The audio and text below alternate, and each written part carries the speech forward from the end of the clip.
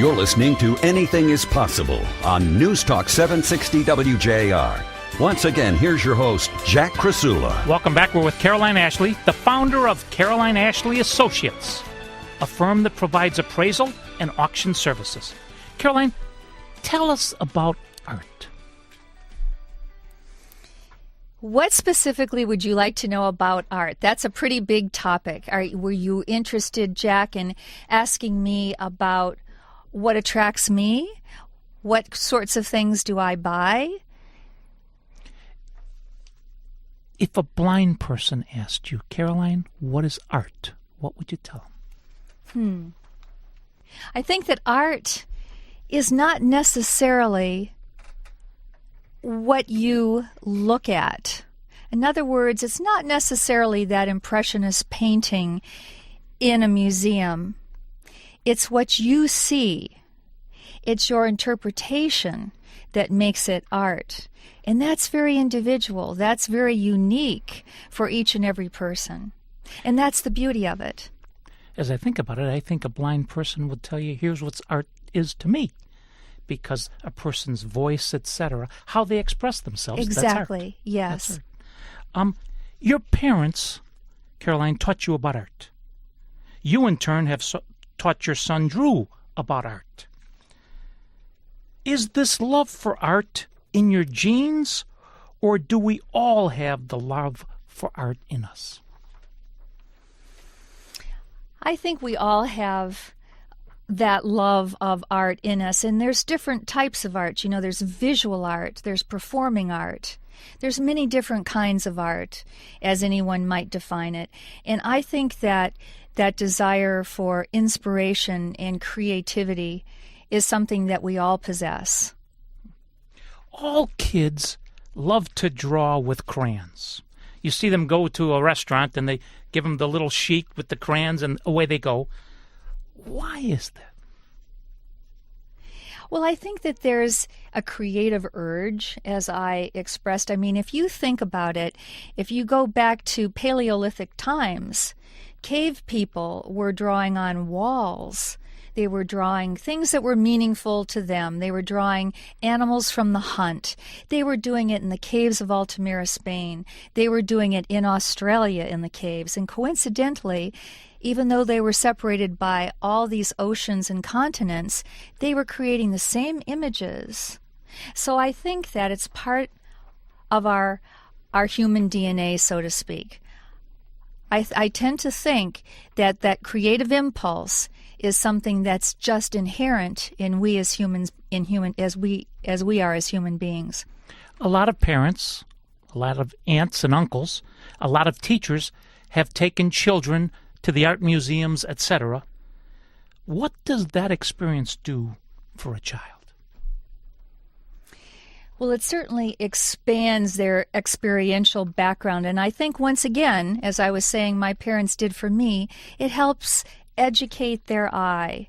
It helps them gain experience and confidence in looking at things and trusting their own intuition and interpretation of what they're looking at. I think that's a very important component. We've just experienced another spring in Michigan. And every spring in this state, God's angels work 25 hours a day painting with unbelievable colors and paintbrushes. Arguably, well, not arguably, the greatest artist of all time is God. Talk to us about God the artist. Well, I think he is we know he is the master, and if God were to create a master work, I think it's called his creation. And I think he figured that out a long time ago. I think that if there is a masterwork of God, it is his creation. I think it's simply that. What kind of art does God have on display in heaven? Well, whatever he has on display, I think, is beyond our human interpretation. I think it transcends our human interpretation. As I say, I think that it embodies all of creation. It's totally expansive.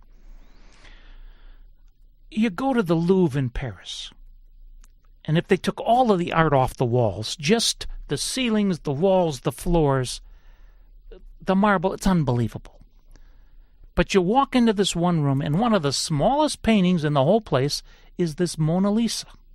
It might be 2 foot by 3 foot or so. And everybody's drawn to the Mona Lisa. And whatever angle you look from, she's looking at you, whether you're left, right. How does that happen? Well, I certainly think a lot has to do with technique. I think that the artist can use certain techniques that create that illusion. I also think that part of it is the fact that if you look at the Mona Lisa, she's looking directly at the viewer. It isn't a side angle. Her view is directly at the viewer, so that when you move, it appears as though her glance is moving with you. And it kind of creates that emotional connection with a work of art that transcends the oil of the canvas that it's on. And that's what we call masters, people who can create that kind of thing in a two-dimensional form. Can your eye, if there were 50 young artists, can you pick out which one or two will eventually be known as masters?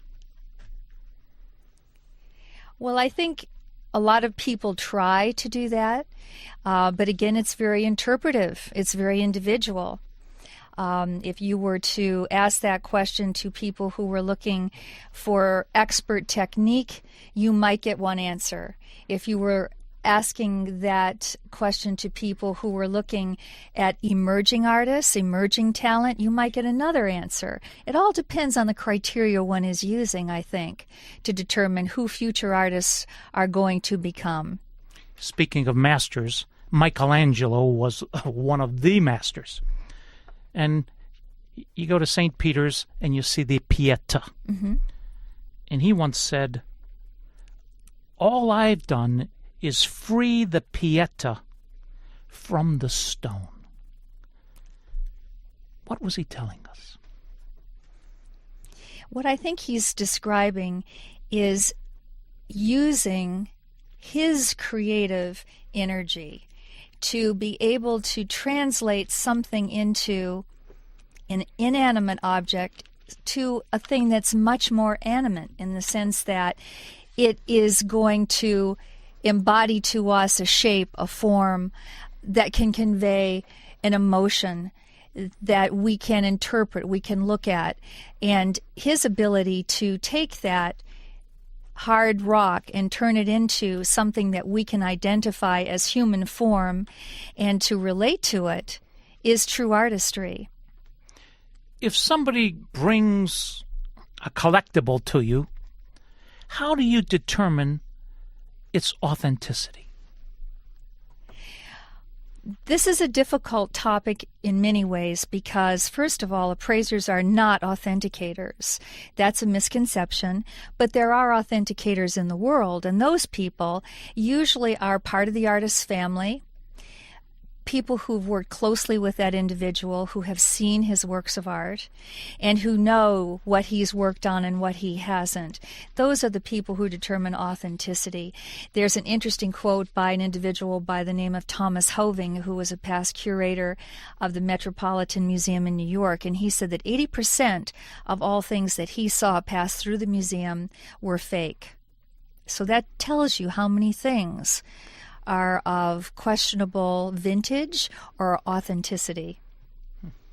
We're talking to Caroline Ashleigh, and I'm Jack Krasula, and this is Anything is Possible on News Talk 760 WJR.